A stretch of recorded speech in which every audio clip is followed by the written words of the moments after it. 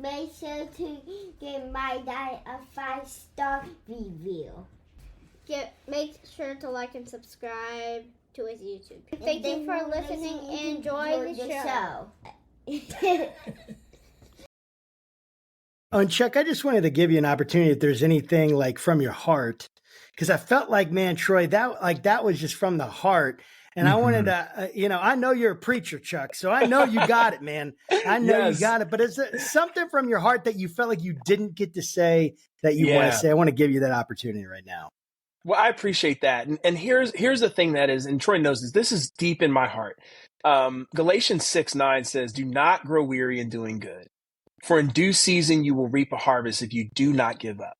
And I just know that for leaders who are listening, it is easy to grow weary if you're not already exhausted, if you're not already throwing up your hands. And a simple shift that I believe, and I believe this to the core of my being, especially on the days when I need to preach it to myself. It is no accident that you are leading and involved in God's church in the United States in this moment. Of all the places in history where you could be a representative of Jesus, you are here on purpose. And so something shifts in us when we don't say, I have to do this, but we realize we get to do this. We get to do this. We get to be the people who represent Jesus in this polarized time and show a faithful way forward.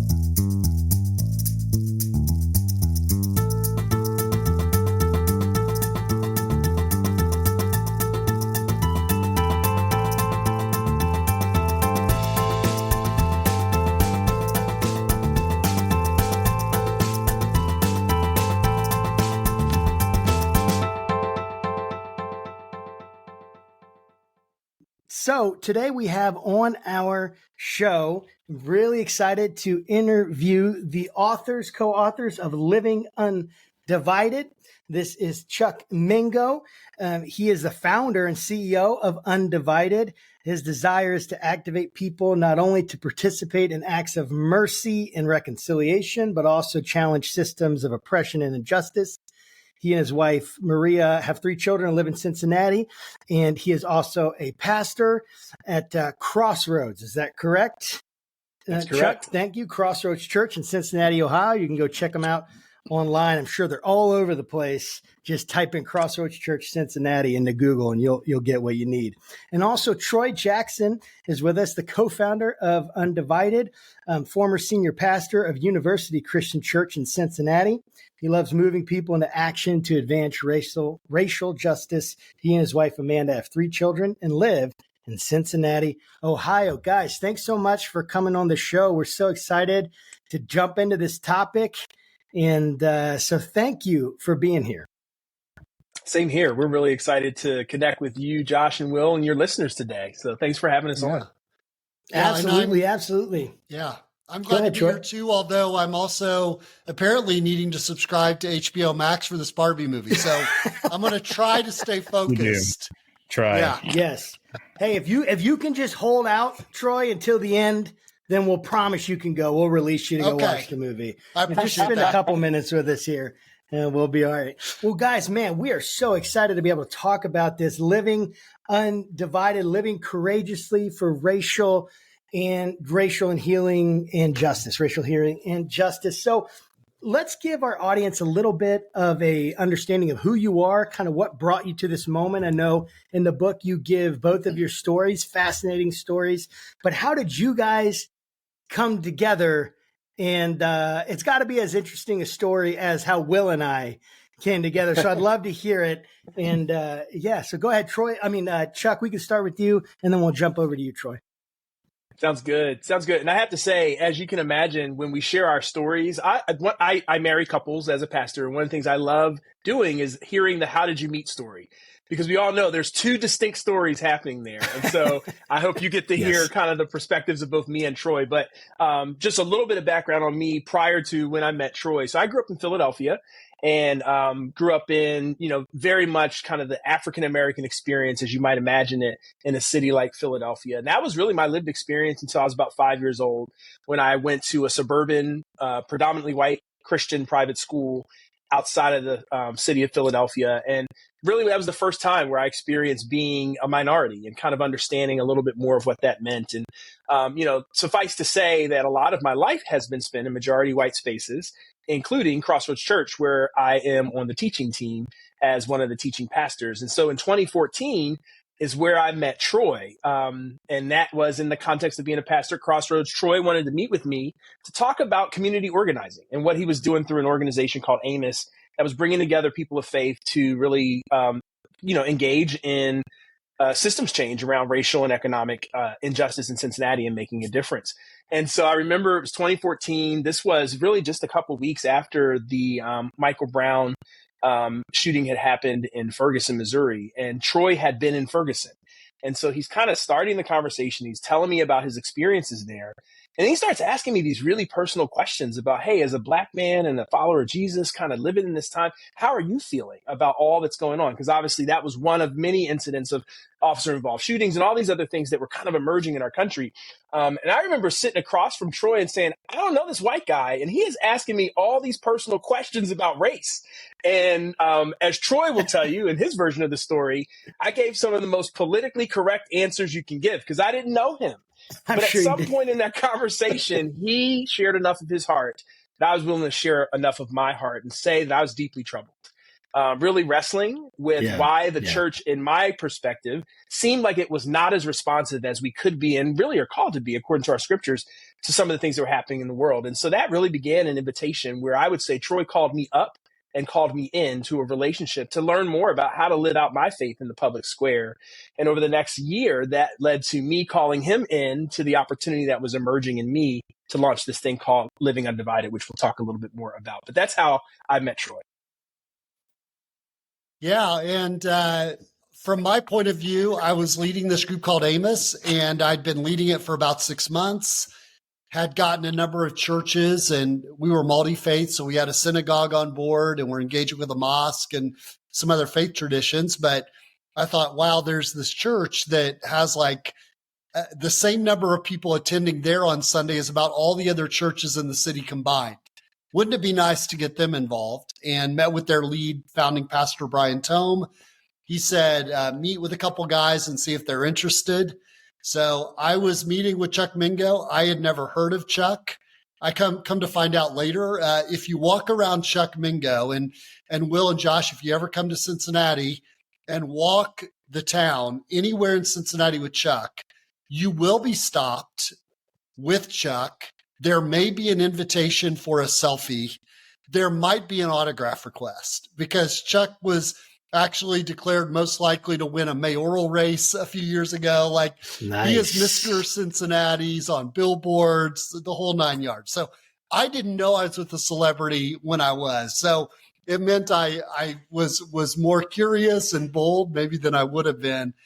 But yeah, it was actually, I think, a little later in 2014. And I had come back from Ferguson right after they decided not to indict Officer Wilson for killing Michael Brown. And so there was some unrest there. And I had been engaged with John Crawford III as a young man who had picked up a toy gun at a Walmart just north of Cincinnati the same week Michael Brown was killed. So I've been involved in that. And I just was bold about asking questions. And Chuck, part of Chuck's background is working at Procter & Gamble and then at Crossroads. And Chuck's first 5-10 minutes of answers were about as safe and distancing as I'm not going to talk about myself. And it's part of the learning, I think, around race is that for a Black man in largely white spaces, there has to be that reticence and just to protect oneself.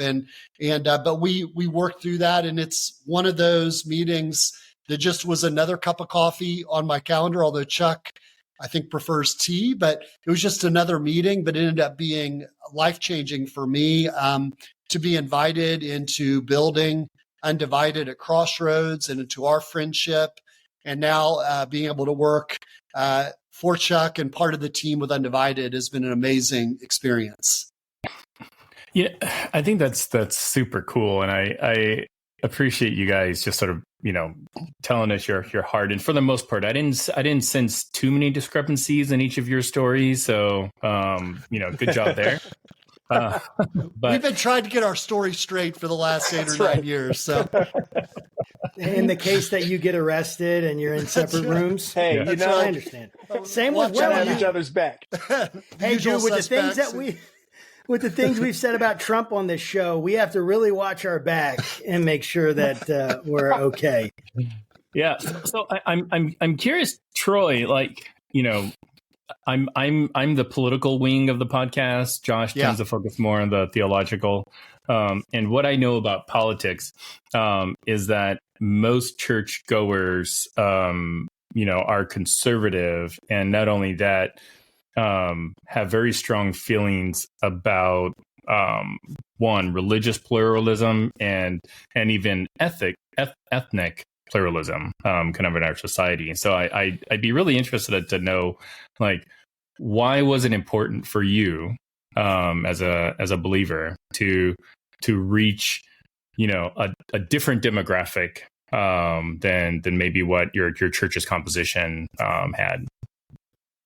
Yeah, it strikes me that I have a few thoughts on that. One is that politics has been made out to be a dirty word. And it always amuses me when I'm watching an interview with someone who's a politician who says, I'm not being political. It's like, well, you kind of are being interviewed because you are in the House of Representatives or a senator. And it helps me just to think about politics is how we do life together. What is our common good? And it's negotiating that. It can be bad or it can be good. And so part of my thought is, how do we make our shared life together as fair and just and aligned with principles of the kingdom as possible?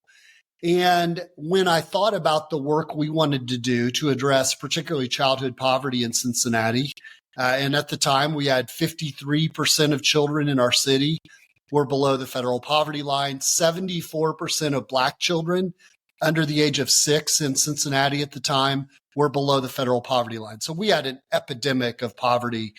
And I knew if we were going to really change our city, the largest church in the city would make a big difference. So I think a lot about power. And the fact that power, as Dr. King said, is the ability to achieve purpose.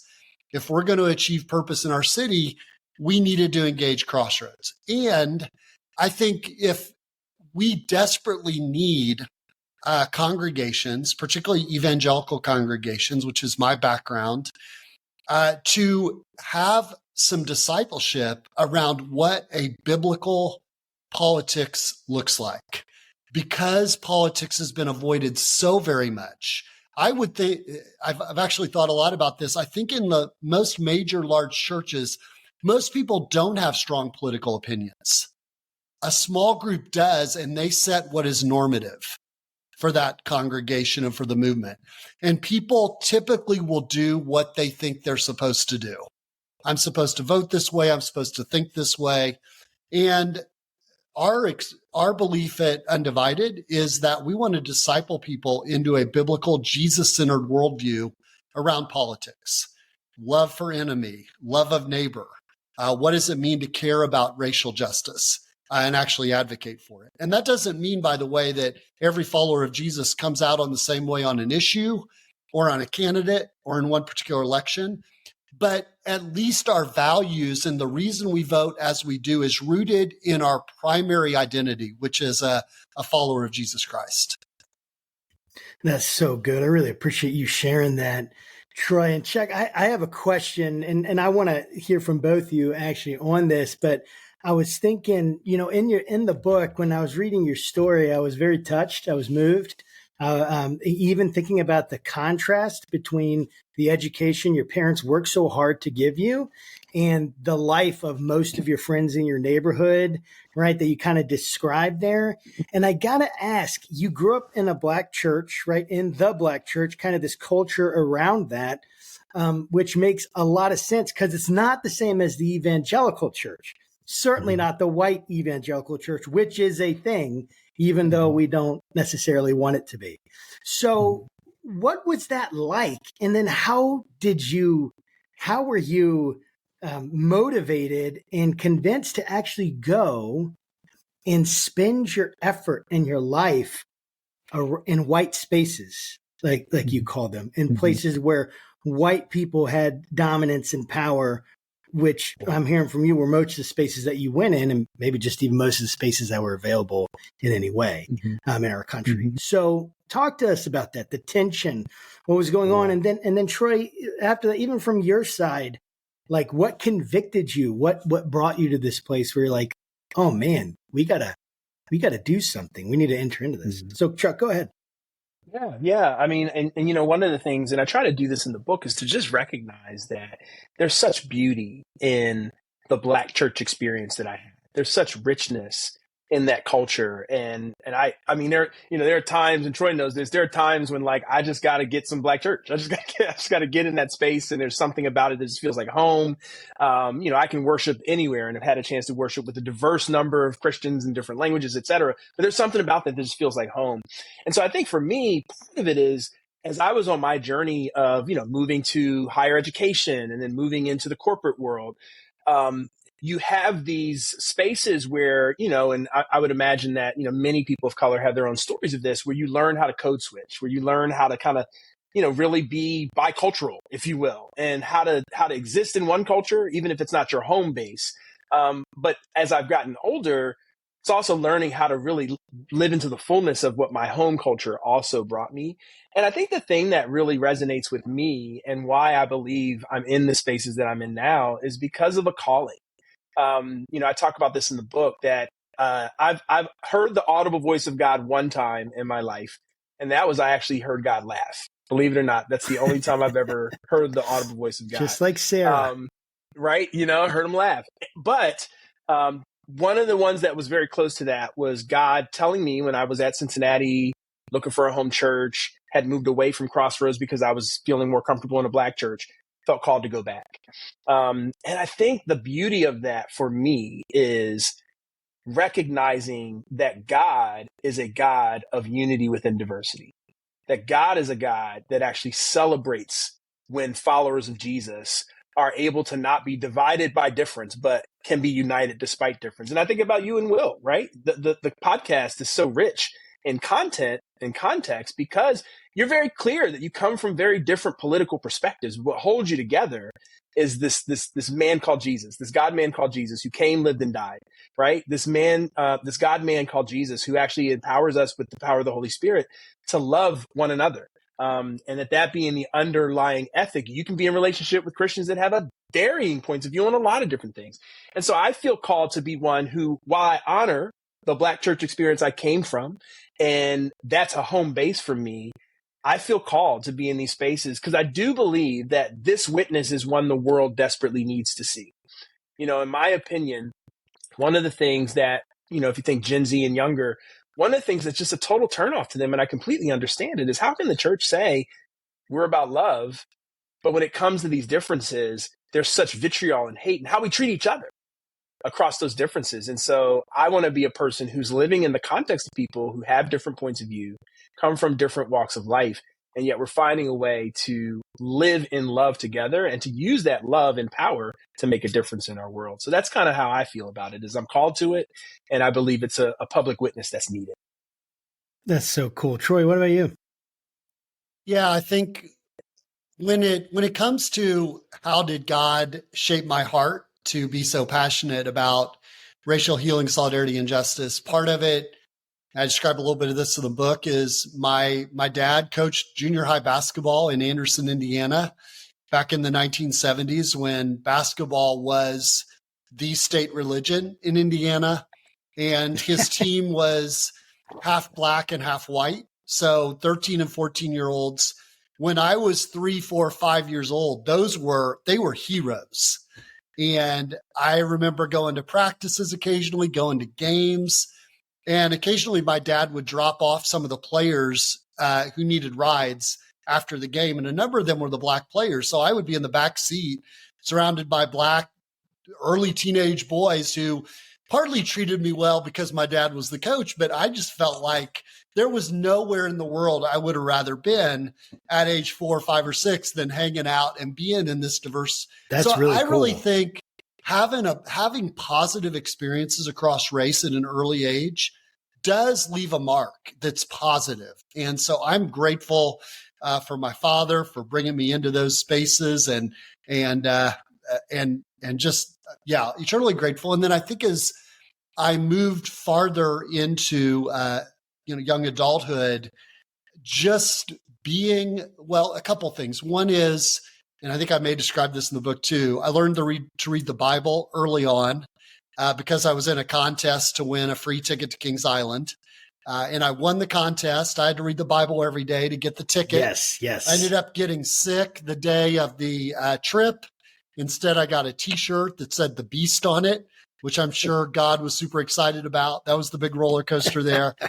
But I did learn to read the Bible. Coaster. Yeah, Although, as someone who's now 55, wooden coasters in my back and body cannot do it. None. No way. I need to go to those smooth coasters at Disney, right, where everything. But when my church taught me to love Jesus and to read scripture, but did not talk about race at all. If we talked about poverty, it was about poverty around the world, and that we minister to those in poverty, but that's not why we're there. We're there for their souls. And Chuck's heard me talk about going to Haiti at age 17 and seeing poverty like I'd never seen before, and hearing those lead the trip say that pay no attention to the poverty behind the curtain, like Wizard of Oz. That's not important. It's all about their souls. And just feeling this deep dissonance between the Jesus of the Gospels and the heart of God in the Exodus and the prophets, and what I was hearing from those leading the mission trip. And I just, that dissonance has stuck with me. Became clear listening to Tony Campolo and others that, gosh, part of how God wired me was to be a person who cared deeply about justice. And then being in seminary in Princeton and reading James Cone, who had a great book called Black Theology and Black Power. That's a very radical book that says Jesus is Black because Jesus identifies with those most marginalized. And I thought, that kind of resonates with me. And then The Cross and the Lynching Tree, years later, I recommend highly that book, which basically makes the point in a time when people were being lynched, particularly Black people in this country, largely by Christians, by the way. Why did nobody make the connection between Jesus being hung on a tree, which is how the King James Version says, and the just pandemic of lynching going on in this country? So it's a great book, but also just wrestling with the story of Emmett Till for the first time and learning about this 14-year-old who was lynched for saying the wrong thing or not, as it turns out, to a white woman in Muddy, Mississippi. And just feeling, it was the first time hearing his story that a sense of racism as a problem went from an intellectual understanding to a gut. Like I was brought to tears. I experienced shame and guilt and resolve. More importantly, I think I had to work through the shame and guilt, kind of that Nehemiah chapter 1 moment of being a part of a people group that had sinned and owning that myself. And that has set me on a path I've been trying to live into for the last 3 decades. Wow, that's such a powerful story. As you're talking about all the lynchings, I don't know if you're familiar with the story of George Stinney. He was a 14-year-old Black kid living in South Carolina.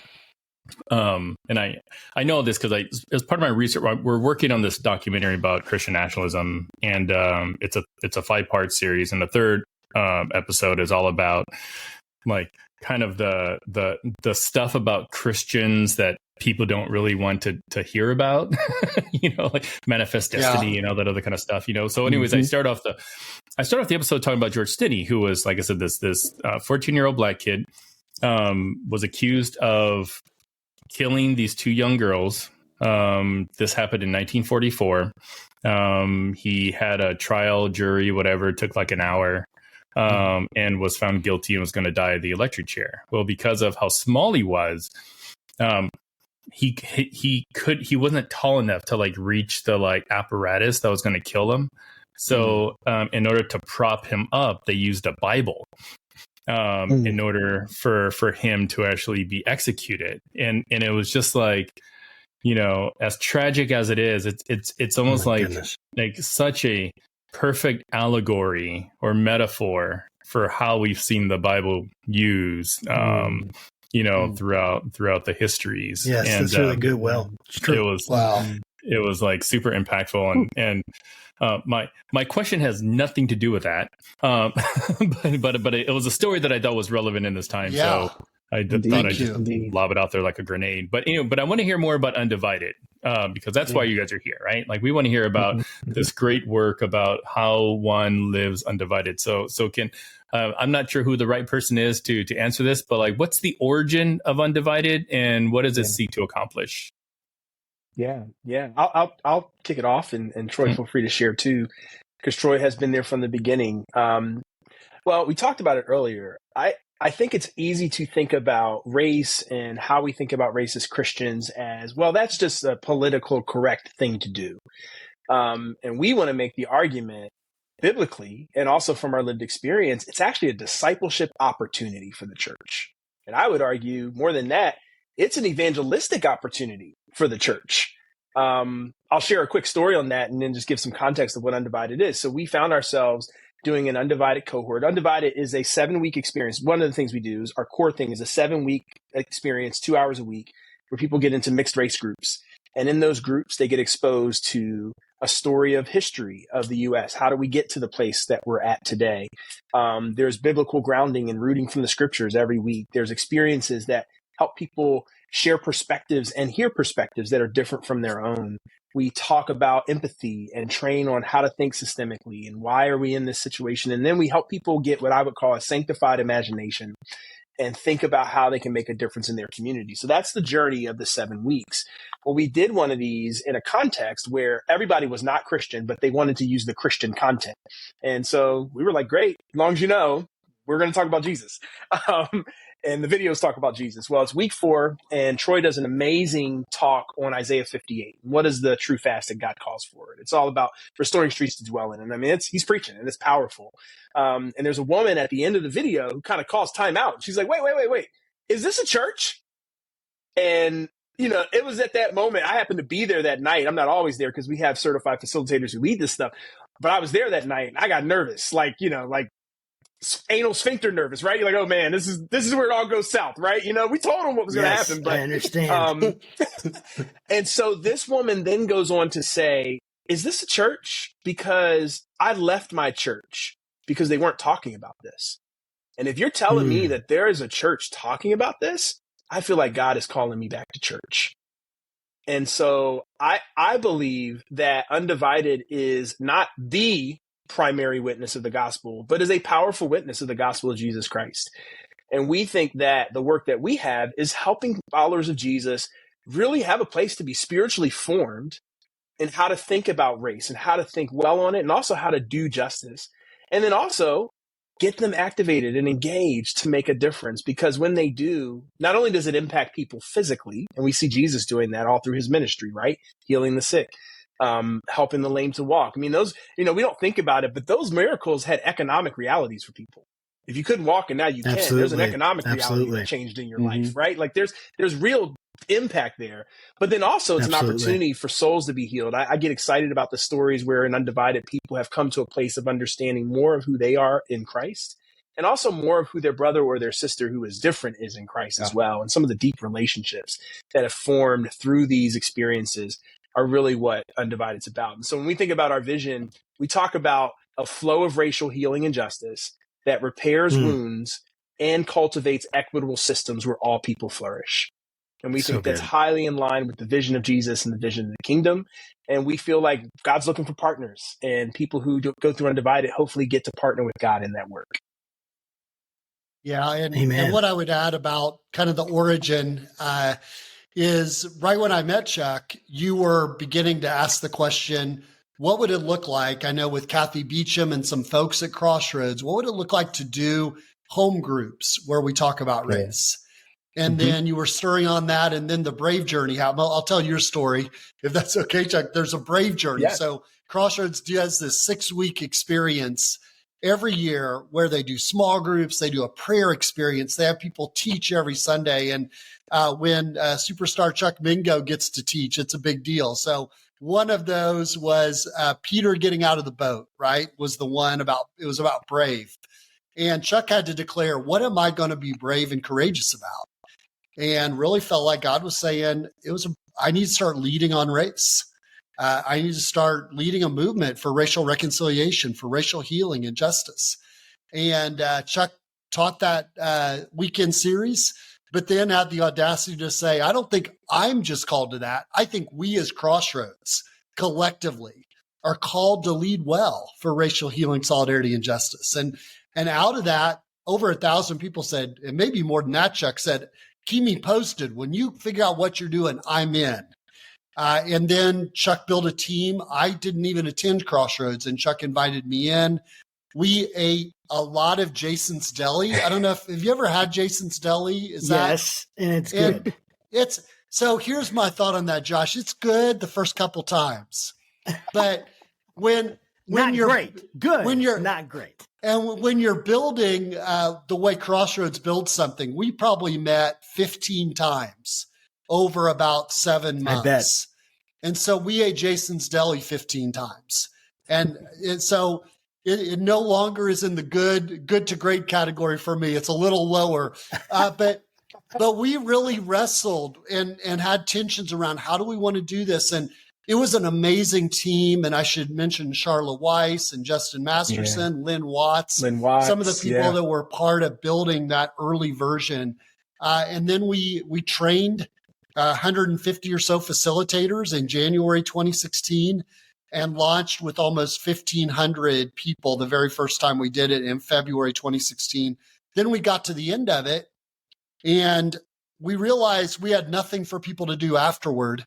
And so we quickly threw together a party in the atrium at Crossroads main campus and had people sign up to do ongoing work around race. So CityLink Center, which is a center Crossroads is behind, helping people get out of generational poverty. People volunteered there.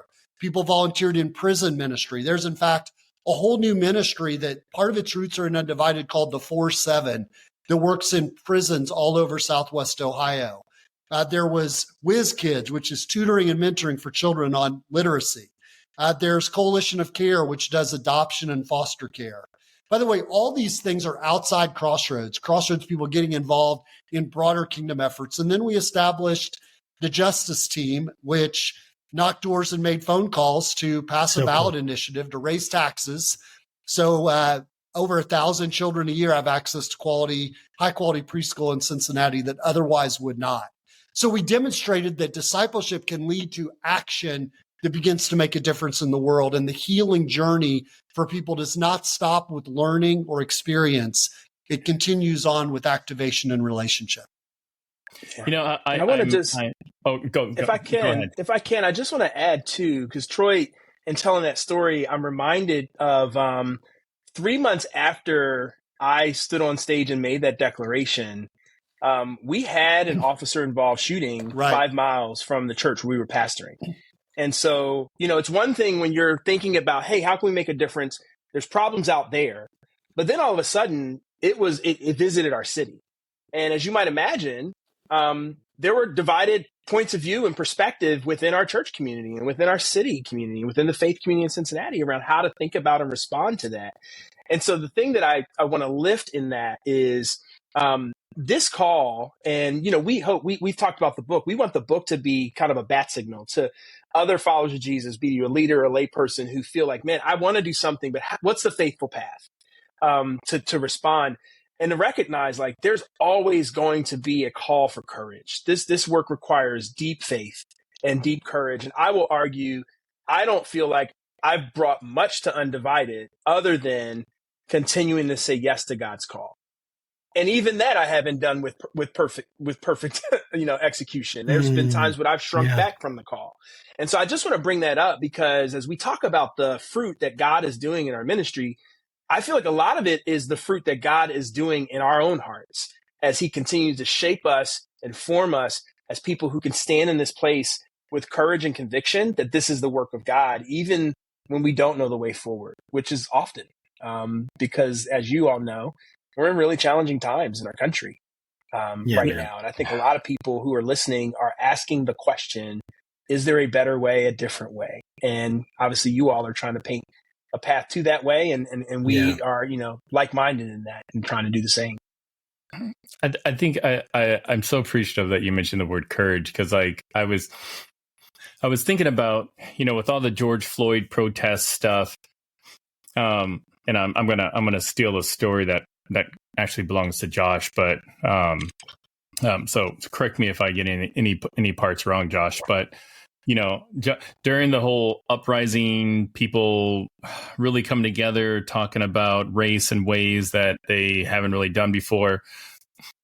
Josh puts a hashtag BLM on his social media and is not received as widely as one would think. And that's just something he added to his social media profile. It wasn't like, Josh wasn't out there. I mean, Josh actually did go to some marches or something like that, but like I didn't because I don't know, I'm an introvert. So, You didn't want to get tear gassed either. I remember that. Or COVID. Remember they were putting COVID in the bottles and throwing it in water. So yeah. That's right. It was weird, man. It was weird. Yeah. A lot of AR-15s and all of it was weird, man. Yeah. So the reason I think you using the word courageous is so important is because I'm guessing here when you guys decided to kind of roll this out, how was it received by the broader community, whether it's congregants, just the local neighborhoods, what have you? Yeah, I mean, I don't know how I don't think anybody does this work without having the scars. And, whether those scars are angry emails, I've had people, I won't name names, but I had a person who sent a significant size check to our church and said, I will only continue to give this way if Chuck stopped talking about all this politics stuff and all this race stuff. And so, I mean, there's pushback for sure. Even today, there's pushback. And this is, we think about it. We were doing this work in 2015, 2016, 2017, 2018, before before the boogeyman called critical race theory was even on most people's brains. Right. And so when that started to be something that became, then we had to put everything through the filter of, okay, how do we help people understand what we're doing? And, is this critical race theory? Is it not? Do you understand what critical race theory is? Can you define critical race theory? Once you define it, then we can probably talk about not. it. But probably not. So let's just delay that conversation. But there's all these different ways that this work gets challenged. And then I also think, there's also internal challenges too. I mean, let's be clear. I mean, there are people who will say we're not doing enough. We're not doing it fast enough. We're not doing it aggressively enough. And so I do think that when you're leading in this space, you can feel so exposed. And it's why I'm so grateful for Troy's friendship. Because, and not just his friendship, but the community that we have on our team and, the alumni who have done this program. I mean, there are literally hundreds of people who are committed to this work and in struggle together. And I think you need that to find the courage to go forward. And so one of the things even next year that we're really focused on is how do we create more opportunities for the people who have been impacted by Undivided to be on journey and in relationship together and be in a space where Jesus and justice are being elevated. And so we're going to start a monthly gathering to try to just build some of that connection because we need it. We need it all the time. And I think next year is going to be a challenging year where we'll need it even more. Yeah, absolutely. I completely agree. Troy, did you want to add something to that? Well, I think, and I appreciate, by the way, Chuck brings a lot more than courage to this amazing leadership and integrity and courage every day. I do think it's worth saying that the just showing up can be really important. So I think about in 2016, we had a crazy election. You all probably don't remember that election, given the topic you talk about. Who was it I wasn't again? born yet. I don't remember. I wasn't But- born yet. We won our preschool ballot initiative. Donald Trump was Nice. elected president. 2 days later, the jury went into deliberations for the officer-involved shooting and killing of Sam DuBose in Cincinnati. And it was tense. I mean, we had the FBI coming and meeting with us. We had, their tension was heavy. Snipers on buildings around the downtown courthouse. And we made a decision. I don't know how courageous it was, but we basically said as Amos, and Chuck was part of the board, we are calling for prayerfulness and presence. And so we showed up day after day after day. And Chuck, there's a picture of Chuck praying with a group of us, a lot of undivided folks, on a day when it was the big march in the middle of that. And just praying for God's presence, but being there matters. And it takes some risk. I mean, I remember going to a march in 2015 with some pastors, and Chuck and I were driving down there with a group of pastors. And on the way back, one of the pastors said, I'm glad I went to this march. It was his first time ever. I hope no one thinks that I actually endorse Black Lives Matter, though, because I went to this march, kind of like your hashtag, Josh. I was a little bit, didn't really know the person very well and probably need a little more guardedness. But the first thing I said was, that's a comment I can't imagine Jesus ever making, is being concerned about respectability based on who Jesus was hanging out with, right? There's something about being courageous enough that it's not about my respectability. It's about presence and love and being with people who are hurting. That is so critical. So I just see that in Chuck, and we try to call people into, anytime you engage in politics or engage in justice, it will not be received well by everyone. And yes, right. You all know this better than we do, probably. So, yeah. I don't know about that, but I totally understand what you're saying. I wanted to ask a question about empathy, but I wanted to give a little bit of context first. And especially empathy and leadership, because you guys are both leaders, and I really want to get both of your views on this. So I grew up in Northern Virginia, very near Washington, D.C., very diverse, not necessarily black-white diverse, which is a lot of what it's like here in Richmond more. But it was very diverse, a lot of Southeast Asian, a lot of different diversity there. And my dad was born in Washington, D.C., and his parents were from Alabama. And they left Alabama when my grandfather was 17 years old. The whole story, we don't know if it's apocryphal or not, but the whole story is that he lied on the marriage certificate. And he graduated high school and got married on the same day. And he and my grandmother got married. But my grandfather, the first time he saw a black person was when he was 8 years old. 8 years old. And his dad said, look, there's an N-word. That was his first introduction. Mm-hmm. And he raised my parents, my dad, as best as he could, not to be racist. I truly believe that because from the upbringing he had, it's almost a miracle, honestly, in some ways of where I'm even at. I mean, we had Bertrams that fought in the Civil War, but they would have called it the War of Northern Aggression, and they wouldn't have called it the Civil War because they're Confederate soldiers. And so I had to reckon with this racism that was in my blood, so to speak, as an adult, right? First time I heard the word white privilege was at my church, and I felt offended when I heard it.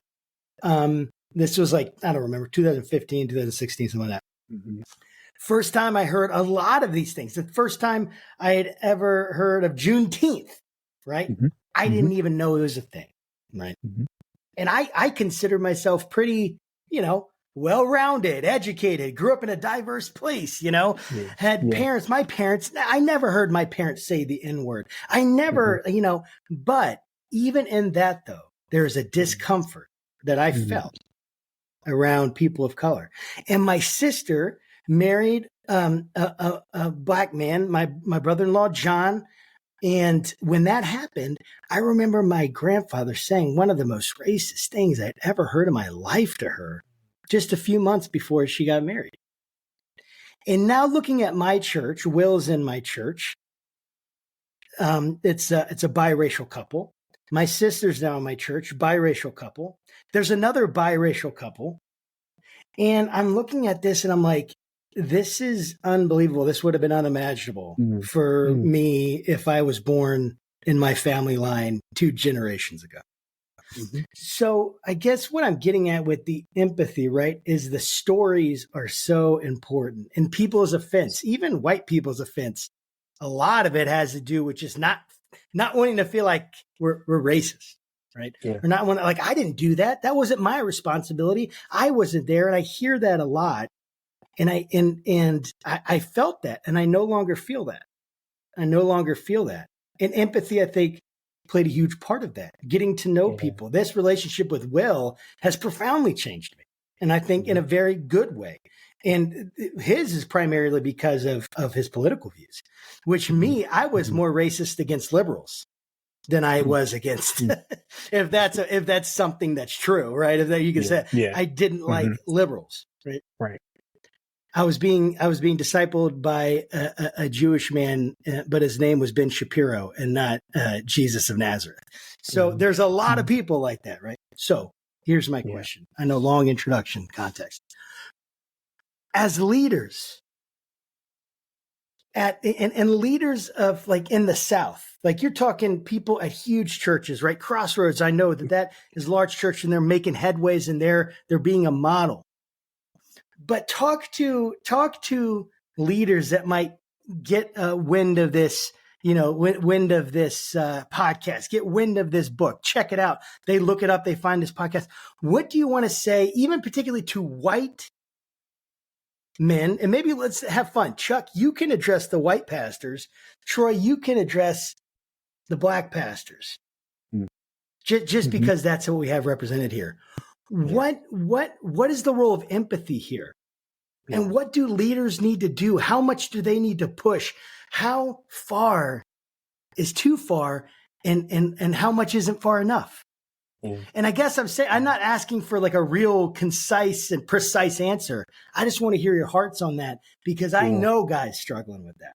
And I know that they're not racist, but they're afraid. They get up there and say anything like BLM, anything about critical race theory, and half of their church is gone the next Sunday, meaning half of their budget. So let's speak to that for us on this. Chuck, we can start with you and jump over to Troy. Okay. Yeah. Well, Josh, I want to just first say thank you for sharing your story and just sharing your heart, brother. Thinking about your family lineage and just the history of where you've come from is so important. And I really just want to genuinely say thank you for that. And I think, honestly, you modeled what my encouragement would be to any leader. And, I know you used to talk to white leaders, and so certainly white leaders, but also any leader. Absolutely. There's such power. There's such power in examining our own story. We have some questions early in the book after our stories that are just meant to get people thinking about their stories. One of the first questions we start Undivided with is, what is your story? When's the first time you were aware of race, yours or someone else's? And we particularly word it that way because everybody has that story. It's not the question, when were you discriminated against based on race? Because maybe everybody doesn't have that story. But the first awareness, the context of that first awareness is such a powerful way to, in some ways, level the playing field and get people just sharing their stories. And so I think that's what I would say to any leader is the power in this journey comes from you excavating and examining your story. And then being able to use your story to lead the people that God has called you to shepherd. because God is always going to equip you to lead the specific people you shepherd. So to your point, that leadership's going to look different in a church that has one demographic versus a church that has a different demographic. That church would look different if you were 2 generations earlier in your family and living in Alabama versus the church that you are a part of and lead now. But the power of examining your story, I've learned that as a leader, people say experience is the best teacher, and I actually disagree. I don't think experience is the best teacher. Experience that's been reflected upon is the best teacher. And so as leaders, we are leaving a lot on the table if we haven't taken the time to reflect on our own story with race and let that really, along with obviously in the guidance of the Holy Spirit, let that be the place from which we lead others. Because the Bible has a lot to say about it, but God wants to speak to your community through your unique story and from the place where you start. So I would encourage any leader, examine your own story, lead from your own story, and learn the stories of the people in your congregation. Ask them that same question. Yeah. So that's what I would say. Troy, go ahead, brother. Yeah. So I'm talking to Black pastors. I think I would start with just the humility to recognize that my experience is not theirs. And I would be curious with that, Pastor, what has been their experience of leading across racial lines? And is there some healing that needs to happen? I believe there are seasons, and Chuck, I know you've been in seasons like this where you need to take a break from some of this because you have some healing work and you've been pulverized for a season. So I would not want to put a duty of entering into the tension of racism in the church on the shoulders of Black pastors and leaders. So I would want to be very cautious about that. I think for Makes a lot of sense. Yeah, I think for those who feel called and ready and view this as, and I do believe in John 17 that the unity of the body of Christ is powerful, and it's part of people believing Jesus is, in fact, the Son of God and our Savior. I would just caution avoiding being in the caretaking role with white people, with white pastors, and with white leaders. Try to be who you are and not to absolve and minimize real racism that is alive and well in your white brothers and sisters. And I see Black pastors being put in that space and over being invited to caretake for white people to say, no, it's okay. And then the white pastor saying, I have one Black friend and Pastor so-and-so, we have coffee every month. And he says, I'm not a racist. So caretaking is not what white brothers and sisters need. And I think that goes along with be clear that you're stepping deeply into the work of peacemaking, which is not the same as peacekeeping. It means being aware of the tensions that are there. And I guess my last comment is look for people of peace. Jesus sends out the 2 by 2. One, I think there's a good principle there. Don't do it alone. Don't do this alone. Do it in community. Do it with someone you trust, whether that's someone of your same race or cross race. And 2, look for people of peace. I think we spend way too much time trying to convert or convince someone who has their heels dug in. And this, by the way, Dr. Hari Hahn, who is at SNF Agora Institute for Democracy at Johns Hopkins University, has studied Undivided and found we are not very good at converting people from outspoken racists into anti-racist. That's not what Undivided does. What we do well is take people who feel isolated and who are passive when it comes to race and help connect them to community and equip them to take action. So look for people who are with you, people of peace, invest time there. And when needed, knock the sand off your sandals, the dirt off your sandals, and move to another town or another home or another person. That's really great advice, man. Both of you, I just love what you just said, because I feel like any pastor could come and just get that snippet just those 3 to 4 minutes right there from both of you. And it would just do such wonders for them just to be natural themselves and do what they can do to make this work. So I just have a couple more questions. We're kind of getting up to the time. So Troy, I can give you a question and then I will give you a question, Chuck, but I'm going to give it at the same time. Is that fair? That works. Right for the sake of time? Yeah, so, lightning round. Yes. Yes. So here's my question. So for Troy, what are the long-term goals for Undivided? Like, where are you guys? What programs do you see emerging? And of course, if either of you need to answer and, help fill each other's answers out, obviously that's totally cool. And we would want that. But what are the goals? Where is it moving towards? And then Chuck, how can people get involved? What are their next steps? And where can they go to really engage with what you guys are doing? So Troy, we can start with you just on the future of where you guys are heading. Yeah, I think our North Star, a flow of racial healing and justice that repairs wounds and cultivates equitable systems where all people flourish, that speaks to the grand vision of where we're going. I think that shows up.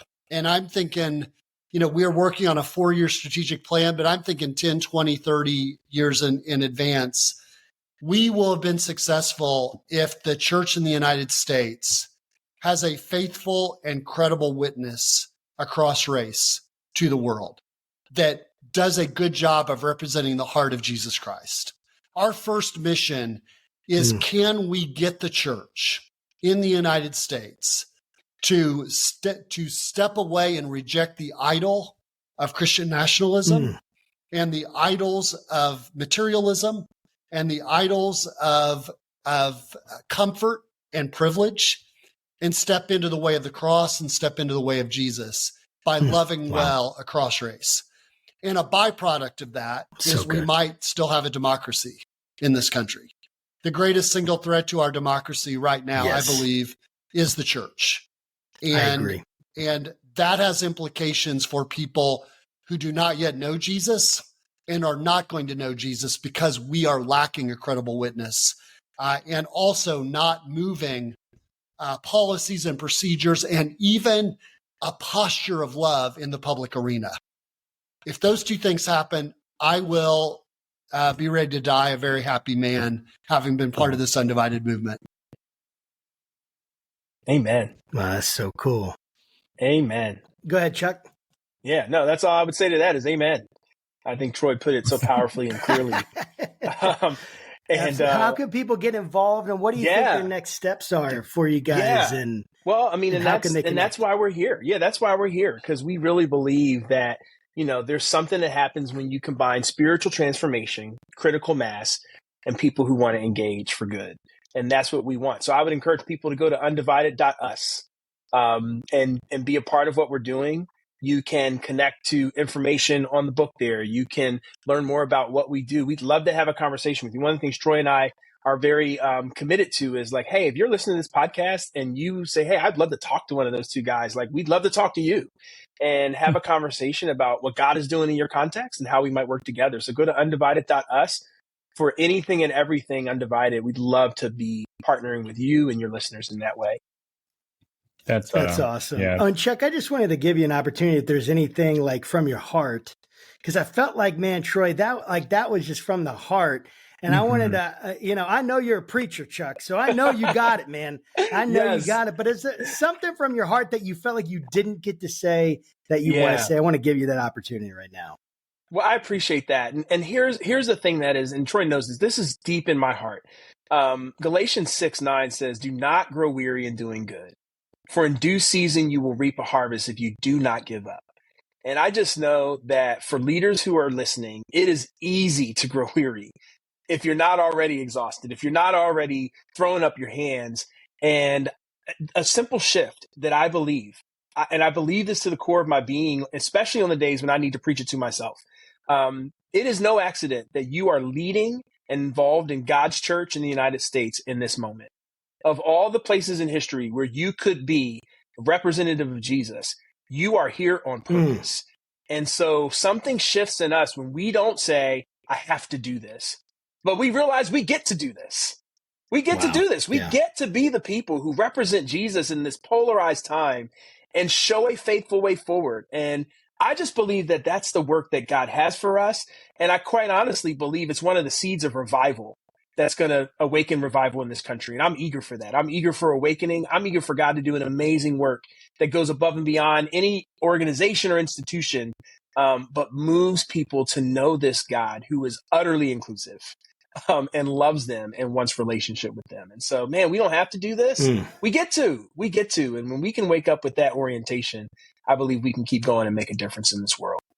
So good. Thanks for sharing, Chuck. Yeah, that's really cool. You know, I as I was just listening to you all talk, I was feeling a sense of hope, because, I mean, I don't know, like maybe 80% of our episodes, we dig into Christian nationalism. We talk to theologians, sociologists. We talk a lot of people.